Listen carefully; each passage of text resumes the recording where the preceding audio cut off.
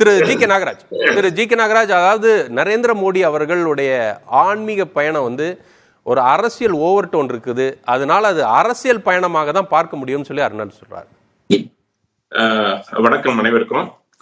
அதாவது இன்னைக்கு பாரத பிரதமர் இன்னைக்கு ஒரு விளையாட்டுத்துறை அமைச்சர் போய் அழைச்சதை ஏற்றுக்கொண்டு, எனக்கு தெரிய எந்த அமைச்சர் போய் அழைச்சும் பாரத பிரதமர் வந்ததில்லை, எந்த மாநிலக்கும் சென்றதில்லை. முதல் முறையாக இன்னைக்கு ஒரு விளையாட்டுத்துறை அமைச்சருடைய அறிவிப்பை ஏற்று, அழைப்பை ஏற்று, தமிழ்நாட்டின் மீது உள்ள அக்கறை காரணமாக, அது மட்டும் சொல்ல முடியாது, இன்னும் கர்னல் கருணாநிதி அவர்கள் மீது வைத்திருக்கின்ற மரியாதை காரணமாக இன்னைக்கு வந்து இந்த நிகழ்ச்சியில கலந்துகிட்டு மிகச்சிறப்பா அந்த நிகழ்ச்சியை முடிச்சு வச்சிருக்காங்க. நாளை திருச்சி போறாங்க. திருச்சியில அந்த கம்பராமாயணம் அது அங்க அரங்கேற்றப்பட்ட இடம், அதனால அங்க போய் அங்க பகவானை வணங்கிட்டு அதுக்கப்புறம் அயோத்தியில அந்த தீர்த்தங்களை எல்லாம் குளிச்சுட்டு தீர்த்தங்களை எடுத்துட்டு போறாங்க, இருந்து அயோத்திக்கு எடுத்துட்டு போறாங்க.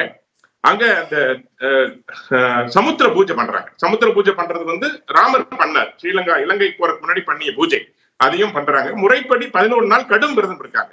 ஏன்னா அந்த ராமரை பிராண பிரதிஷ்டை பண்றப்போ என்னென்னலாம் செய்யணுமோ அது முறைப்படி அவங்க இருந்து செஞ்சு அதற்கான ஒரு முழுமையான ஒரு தவம் சொல்லலாம் நீங்க. ஏன்னா ஒரு 500 ஆண்டு கால பிரச்சனைக்கு தீர்வு கிடைச்சிருக்கிறது. இன்னைக்கு மக்கள் மகிழ்ச்சியாக அதை கொண்டாட இருக்கின்றார்கள். அதை செய்யக்கூடிய தலைவர் ஒரு விரதத்தோடு இருக்கணும், தவத்தோடு இருக்கணும். அதை வந்து செய்யறதுக்காக இங்க வந்து ஆன்மீக பயணம் வந்திருக்காங்க. அது எந்த மாற்றுக்கருத்தும் இல்லை. இது ஒன்றும் புதுசு இல்லை. நீங்க காசி அவங்க செஞ்சதும் சரி, மற்ற கோயில்கள் செஞ்சதும் சரி, தொடர்ச்சியாக பாரதிய ஜனதா கட்சி இந்த பணியை தொடர்ந்து செய்கிறது. என்ன நாங்க தேர்தல் அறிக்கையில குறிப்பிட்டோமோ, வாக்குறுதி கொடுத்தோமோ, அதை நிறைவேற்றி கொண்டிருக்கின்றோம். அது ஆர்டிகல் 370 ஆகட்டும், அல்லது சிஏ ஆகட்டும், அல்லது இந்த ராமர் அயோத்தி கோயில் பிரச்சனை ஆகட்டும், ரொம்ப சுமூகமா முடிச்சிருக்கு. ஒரு கலவரம் இல்லை, ஒரு குண்டுவெடிப்பு இல்லை, எதுவும் இல்லை.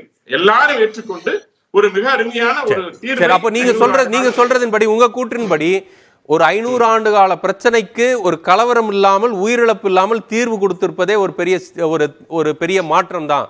அப்போ இதை வந்து அப்படிதான் பார்க்கணும், ஒரு ஆன்மீக சிந்தனையோடு தான் பார்க்கணும், அது அரசியல் கலக்கக்கூடாது அப்படின்னு சொல்றீங்க. அதிகாரமிக்க பிரதமர் சீர்திருத்தங்கள் என்ன செஞ்சார்ன்ற ஒரு கேள்வி, அது மாதிரியான ஒரு கேள்வியை அருணன் எழுப்பினார் இல்லையா?